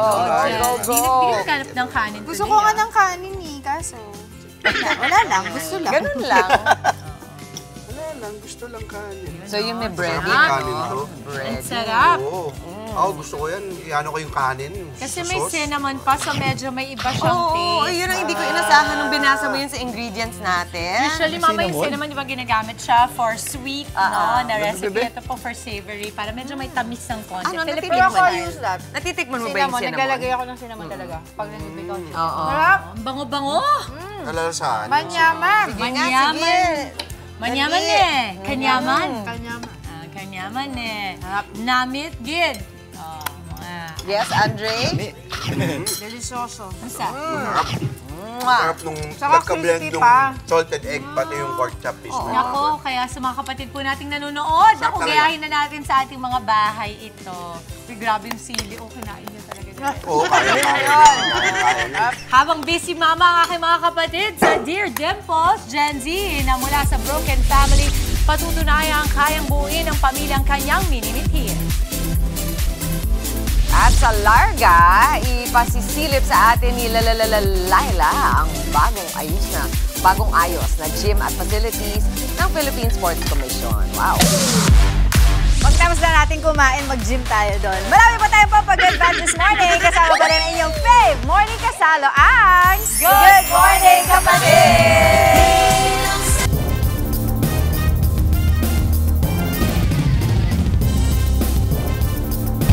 Babalik po, good morning kapatid. 13 minutes past 7 in the morning sa Frontline sa umaga sa Pulpo. Sa video, ang modus ng isang grupong nagnakaw ng isang tindahan ng alak sa Makati City. Nagpanggap na customer ang ilan sa kanila para makasalisi ang mga kasabwat. Nasa Frontline na balitang yan, si Ninaong Pauco. Tila ordinaryong customer lang ang lalaki at babaeng ito na nagtatanong sa isang tindahan ng alak sa Makati City. Pero parte pala sila ng grupo ng mga magnanakaw. Habang kausap ng dalawa ang kahera, may pumasok na dalawa pang babaeng kasabwat. Kumuha ng tiyempo ang naunang lalaki at patagong iniabot ang isang alak sa babae sa kanyang likod. Dali-dali namang itong pinasok ng kasabwat sa kanyang bag bago sumibat. Patuloy sa pagtatanong ang mga naunang kawatan. Habang abala naman sa pag-aasikaso ang kahera, muling sumalisi ang lalaki sa pagkuha ng alak. Inabot niya uli ito sa isa pang kasabwat. Inayos pa niya ang mga paninda para hindi mahalatang may nawawala. Kwento ng tinderang si Christina, hindi niya namalayan ang pagnanakaw noong mga oras na yon. Sa inventaryo nila, napansin na may nawawala sa mga paninda. Sabi ko, ba't kulang ako ng 2 alak? Ayun, tumawag ako bigla sa amo ko. Sabi ko, pwede ako pa-check CCTV kasi yung alak natin kulang. Ayun, nahuli namin na 4 na tao pala yung kasabwat. Nai-report na sa barangay ang pagnanakaw. Hindi taga rito, sir. Pag halos taga rito kasi, halos kami may ikot dito. Pamilyar na sa amin yung mga tao residente. Tinutugis na ang mga sospek. Nagbabalita mula sa Frontline, Nina Ong Pauco, News 5. Arestado naman ang isang lalaki sa Quezon City dahil sa pagbebenta umano ng iligal na droga. Pero ang suspect nadiskubring sangkot din sa pagnanakaw ng halos 2 milyong pisong halaga ng pera at alahas. Nasa frontline ang balitang yan si Hannibal Talete. Sa kulungan, ang bagsak ng 26 anyos na construction worker na ito. Naaresto siya sa drug by bust operation sa Barangay North Fairview, Quezon City. Na-recover sa suspect ang 5 gramo ng hinihinalang shabu na nagkakahalaga ng nasa 34,000 pesos. Karamihan daw sa mga parokyano ng suspect ay mga nakatira sa kanilang barangay at karatig lugar. Kadalasan yung ang kanyang mga parokyano yung gising sa umaga, yung nagbabiyahe. Todo tanggi ang suspect sa pagbebenta umano ng droga. Pero bukod dyan, suspect din pala ang lalaki sa nakawan. Sa kuha ng CCTV, makikita pang inakyat ng suspect ang bubong ng katabing bahay para makapagnakaw. Pagpasok doon sa second floor, dumaan siya doon sa exhaust fan ng CR. Pumasok siya doon. Tinangay ng suspect ang nasa 100,000 pisong pera, mamamahaling relo at alahas. Sa kabuuan, tinatayang nasa halos 2 milyong piso ang halaga ng ninakaw niya. Pero tinanggi pa rin ng suspect ang pagnanakaw. Nagnakaw ng relo, hindi po ako yan. Pagbintangan lang ho. Hindi po ako yan. Nahaharap siya sa reklamong robbery at paglabag sa Comprehensive Dangerous Drugs Act. Nagbabalita mula sa Frontline, Hannibal Talete, News 5.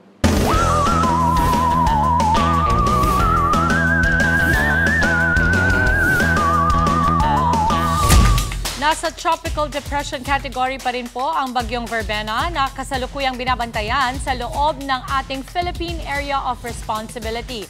Alamin po natin ang tsansa ng pag-ulan sa ilang bahagi ng bansa. Kasama pa rin ang ating resident meteorologist, Weather Tito Alvin, na laging may panahon para sa iyo. Good morning, Mami Dims, at good morning mga kapatid. Ulat panahon na po tayo ngayong araw ng Martes. Napanatili nga ng bagyong Verbena ang kanyang lakas na nasa tropical depression category na may taglay na lakas na hangin na nasa 55 kilometers per hour malapit sa kanyang gitna at kung minsan may mga pagbugso na yung umabot sa 90 kilometers per hour. Ito po ay patuloy na kumikilos sa bilis na 25 kilometers per hour pa northwest at kasalukuyan na po yang tumatawid dito po sa Visayas area at patungo na po or nandito na po yan sa may isla dyan po sa Negros Island region at ngayong tanghali hanggang hapon maaaring yan po ay nandito na sa may Sulusi, tatawid po yan ng Northern Palawan at bukas yan po ay nandito na sa may West Philippine Sea. Kasabay po ng pagtawid niyan, yan po ay nagpapaulan sa malaking bahagi ng ating bansa at kasama po ng ating tinatawag na shear line na kung saan yan po yung indirect effect nito na nagpapaulan naman dito sa mga areas na malayo sa mismong bagyo.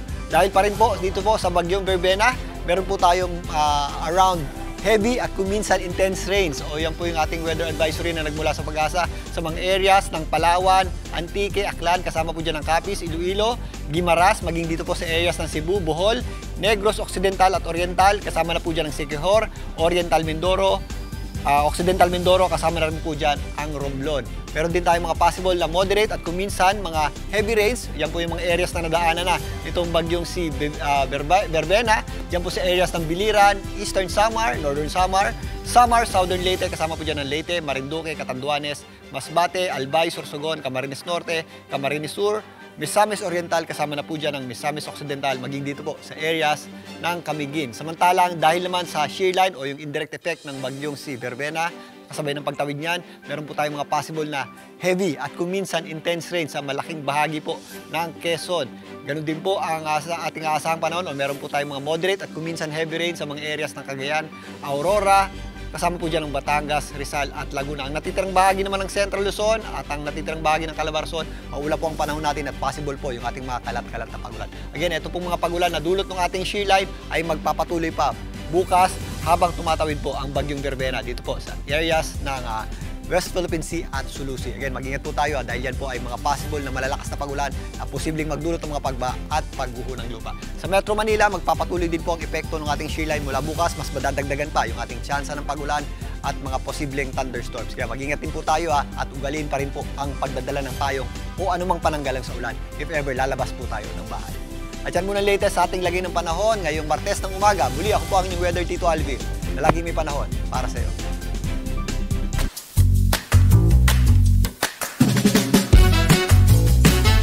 Bago at para sa mga manlalaro, yan ang naging sentro ngayon ng renovated facility sa loob ng Philippine Sports Complex.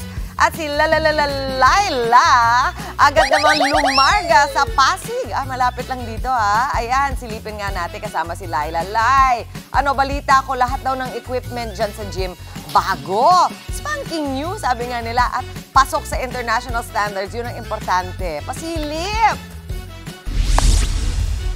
Ano, Mami Chiki? Sabi kasi pull, wag push. Ano ba yan? Ang aga-aga naman ang brain cells ko. Wala sa wiso. Anyways, sisirahin ko yung pintuan. Bago renovate nga. Tama ka dyan, Mami Chiki. Naku! Bago talaga ng equipments dito sa kanilang tinatawag na Bagong Pilipinas Gym. Ako nga lang ang luma O, hindi ba? So, tingnan nyo, eto, yung kanilang mga weightlifting area. Amoy... bago pa. Tapos eto, tingnan nyo. Siyempre, yung mga treadmill, katulad ngayon, di ba, maulan? Kaka-report lang ni Tito Alvin. Dito. Dito mag-treadmill, mag-running, mag-walking ang ating mga atleta. Hindi ba? Kung gusto nyo na mabilis, pabilisin natin. Pero wag lang masyadong takbo, di ba? Warm up lang, hindi ba? Tapos, pagkatapos ito, ayan, yung mga stairs at kung ano-ano pa. Ito, more ng ating mga pang-weightlift. Tapos ito yung mga vertiblocks na tinatawag. Dahil may arthritis sa si Tita, hindi ko na kaya yung dalawang sabay na gano'n. So ayan, ganyan-ganyan na lang, di ba? Para kang exercise ng ganyan. Tapos, kung ito, mukha ba pamilyar sa inyo to, mga kapatid? Ayan, Diba, ito yung binuhat ni President Bongbong Marcos Jr. doon sa kanyang photo op. Hindi ba? So, bonggam-bongga lang. Pero alam nyo, grabe, 50 kilos pala to. Hindi lang. 50 plus Ay, basta mabigat. Feeling ko maiire ko dito. Hindi ko siya kaya buhatin, pero siguro pag dalawa kami, Mami Chiki, baka mas may chance, hindi ba? Kaya tawagin na nga natin si Ma'am Faith Villegas, ang ating Marketing Manager for PhilSports Commission. Good morning, Ma'am! Ayan. Good morning po. Ako lang po naman. Kaya ba natin buhatin to ng... Feeling ko. Sige nga, try natin. Sige po, try natin. Okay, 1, 2, 3. Ay, di ba rin? Hindi pa rin. Gaano ba kasi kabigat to? Parang nasa more than 100 po siya. Grabe, mas mabigat pa sa ating combined yan. Hindi ba? Kilos, di ba? Yes po. O ilang kilos. Huwag na natin tanungin kung ilang kilos tayong dalawa. Secret na lang natin yun. Anyways, kwentuhan mo naman kami kasi di ba nga, sabi mo, or kaka-inaugurate nga lang nitong ating newly renovated na bagong Pilipinas Gym. Ano po yung mga changes? Like, napansin ko, na-refresh yung mga pintura at yung mga equipments pag-usapan natin. O, ituro mo ko, ma'am. Sige. Actually, dito po sa new gym na ginawa, newly renovated siya. Bago lahat ng mga equipment na nandito.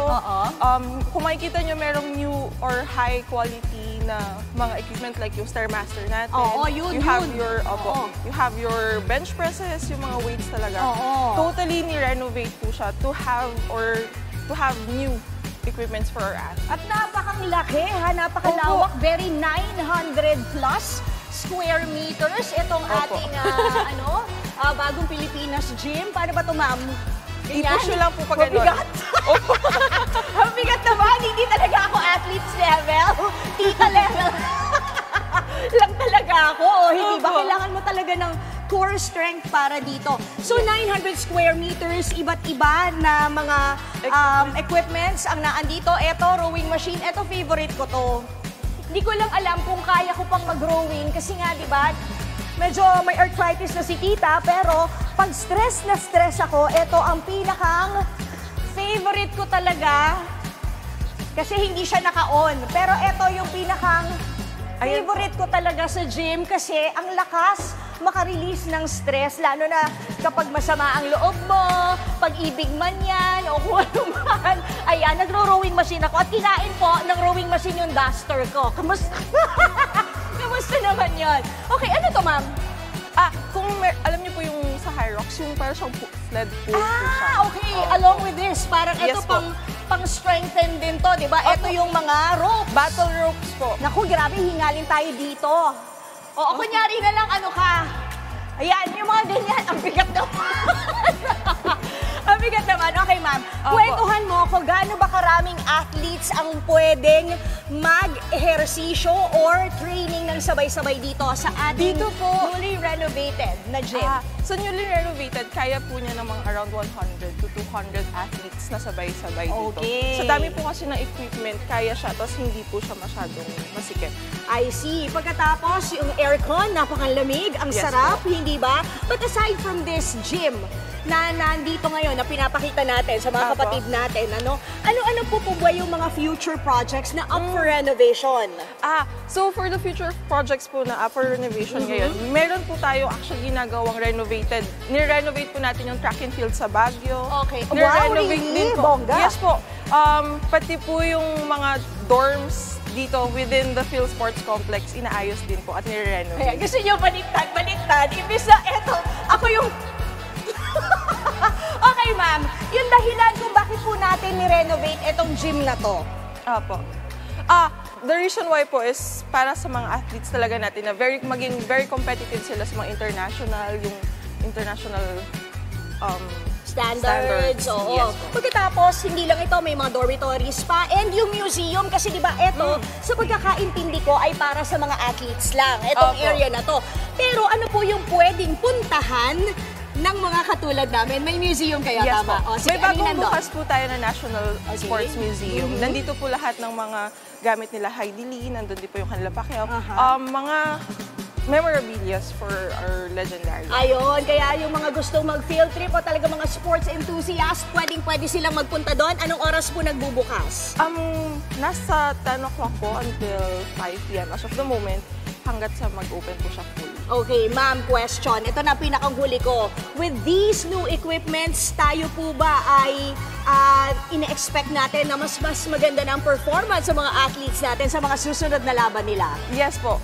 Very, very hopeful po kami na dahil sa mga bagong renovations, equipments, na makakapag-perform po sila ng mas maayos sa international games. Ayan, ang kailangan talaga natin, suportahan natin ang mga atletang Pilipino, and what a better way, di ba? Kung Yes, hindi itong newly renovated nila ang bagong Pilipinas Gym. Ang galing-galing naman, parang gusto ko na rin mag-training kasi kita niyo naman. Parang gumalaw, kaya sisimulan ko na.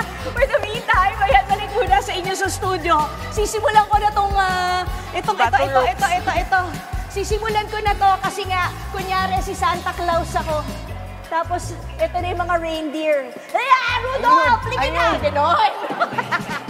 Ayun, tama, isa-isa lang. Ganyan, tapos yung alternate o na ganyan, mawawala yung ganon dito, oh. Go! Go! Yes, Laila! Yes! Oo, asan na si Rudolph, the red-nosed reindeer? Ayan, para dito yan, tsaka dito. Very good yan. Ang ganda naman ng facilities dyan sa sports complex at malapit lang sa atin. Pasyal tayo dyan, Lisa. Good job, PSC. Maraming salamat. Laila. Mama, pag ikaw nagsasabi, parang mapapasama ako sa workout, ha? Eto naman po, sa Dear Dimples, Broken Family No More, isang Gen Z wife ang magbibigay ng bagong definition ng salitang pamilya.